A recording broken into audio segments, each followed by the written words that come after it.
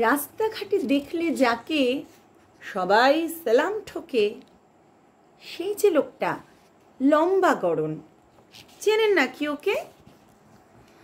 পাড়ার পুজো জলসা নাটক 25শে বৈশাখে সভাপতির চেয়ারটা তার রিজার্ভ করাই থাকে। ফুটবল চাই? এই নাও টাকা। ক্যারাম কিনবে? নাও। মাংস খাবে? জুলুর দোকান বলাই আছে, যাও। না চাইতেই বাড়িয়ে দেন 500,000 টাকা। হেসে বলেন, জানিস তো সব তোদের জন্যই রাখা।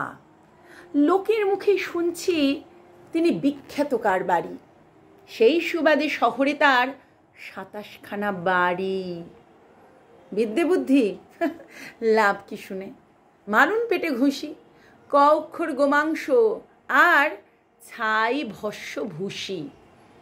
পাড়ার লোকের কাছে তিনি মহাপুরুষ তুল্য। হঠাৎই এক রাত্রিরে তার আসল রূপটা খুলল। কপু লেখা জাল লাগানো বিরাট কালো গাড়ি রাত 2টোতে চুপিসারে ঘিরে ফেলল বাড়ি।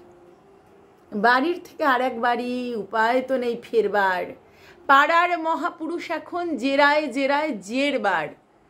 যে যত ভাই ছড়াক টাকা, চোখটা রাখুন খুলে। সময় থাকতে মুখটা দেখুন, মুখোশটাকে তুলে। কার কবিতা? কবি অপূর্ব দত্তের কবিতা।